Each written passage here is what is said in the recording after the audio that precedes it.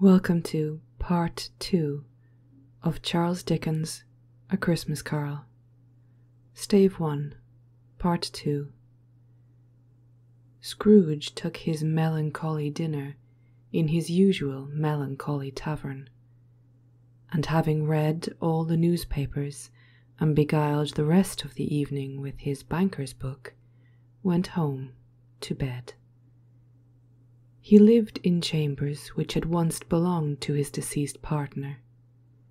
They were a gloomy suite of rooms in a lowering pile of building up a yard, where it had so little business to be that one could scarcely help fancying it must have run there when it was a young house, playing at hide-and-seek with the other houses, and forgotten the way out again. It was old enough now, and dreary enough, for nobody lived in it but Scrooge, and the other rooms being all let out as offices. The yard was so dark that even Scrooge, who knew its every stone, was fain to grope with his hands. The fog and frost so hung about the black old gateway of the house that it seemed as if the genius of the weather sat in mournful meditation on the threshold. Now, it is a fact that there was nothing at all peculiar about the knocker on the door, except that it was very large. It is also a fact that Scrooge had seen it night and morning during his whole residence in that place. Also that Scrooge had as little of what is called fancy about him as any man in the city of London, even including, which is a bold word, the corporation, alderman, and livery. Let it also be borne in mind that Scrooge had not bestowed one thought on Marley since his last mention of his 7 years dead partner that afternoon. And let any man explain to me, if he can, how it happened that Scrooge, having his key in the lock of the door, saw in the knocker, without its undergoing any intermediate process of change, not a knocker, but Marley's face. Marley's face. It was not an impenetrable shadow, as the other objects in the yard were, but it had a dismal light about it, like a bad lobster in a dark cellar. It was not angry or ferocious, but looked at Scrooge as Marley used to look, with ghostly spectacles turned up on its ghostly forehead. The hair was curiously stirred, as if by breath or hot air, and though the eyes were wide opened, they were perfectly motionless. That and its livid colour made it horrible, and its horror seemed to be in spite of the face and beyond its control, rather than a part of its own expression. As Scrooge looked fixedly at this phenomenon, it was a knocker again. To say that he was not startled, or that his blood was not conscious of a terrible sensation to which it had been a stranger from infancy, would be untrue. But he put his hand upon the key he had relinquished, turned it sturdily, walked in, and lighted his candle. He did pause with a moment's irresolution before he shut the door, and he did look cautiously behind at first, as if he half expected to be terrified with the sight of Marley's pigtail sticking out into the hall. But there was nothing on the back of the door, except the screws and nuts that held the knocker on.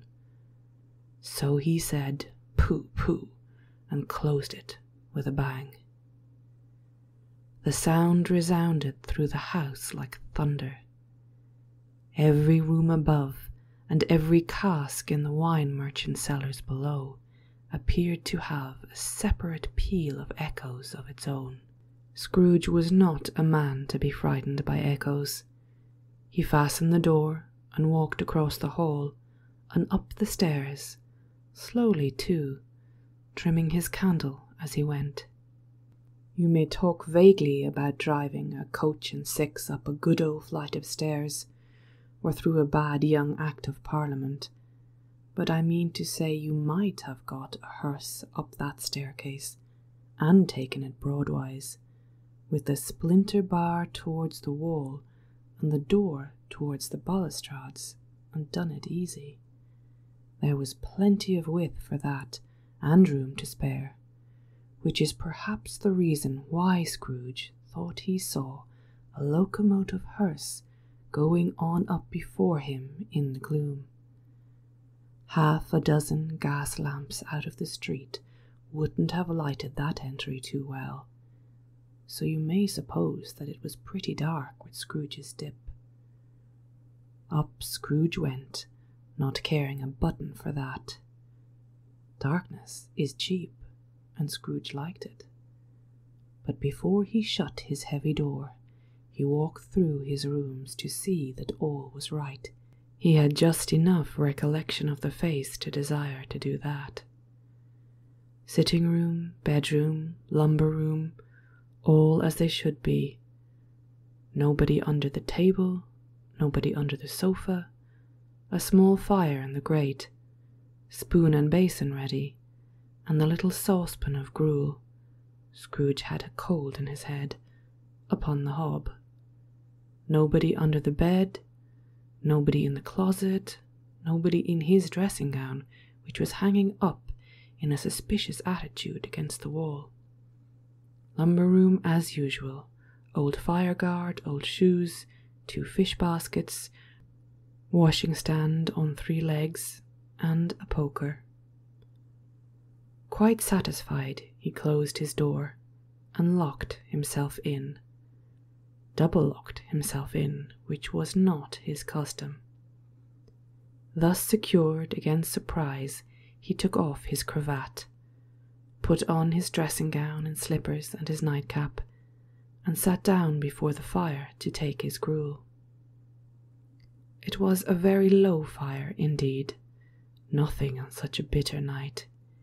He was obliged to sit close to it and brood over it before he could extract the least sensation of warmth from such a handful of fuel. The fireplace was an old one, built by some Dutch merchant long ago, and paved all round with quaint Dutch tiles, designed to illustrate the scriptures.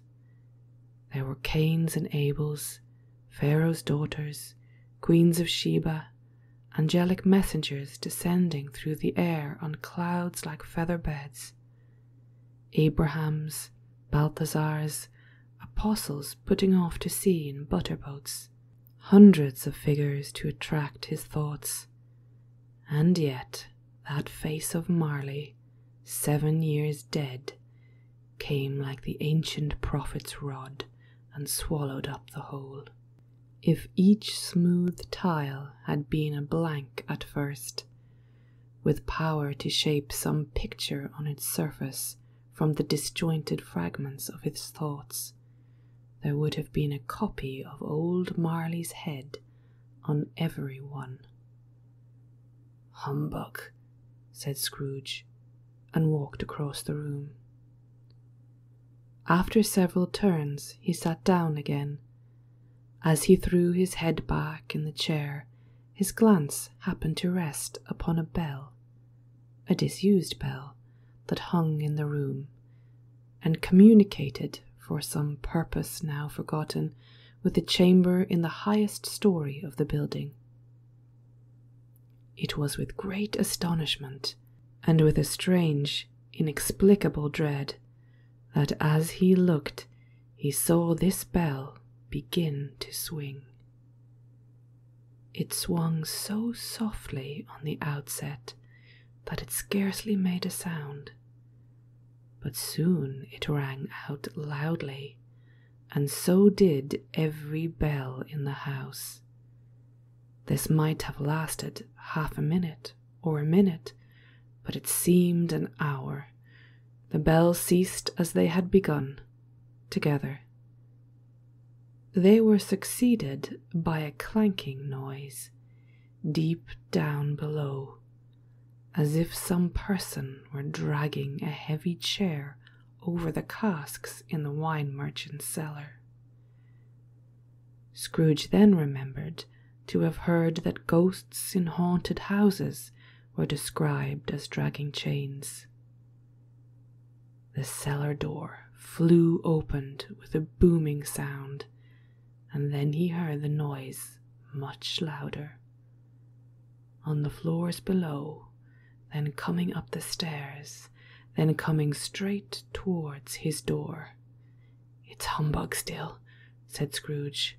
"I won't believe it." His colour changed, though, when, without a pause, it came on through the heavy door, and passed into the room before his eyes.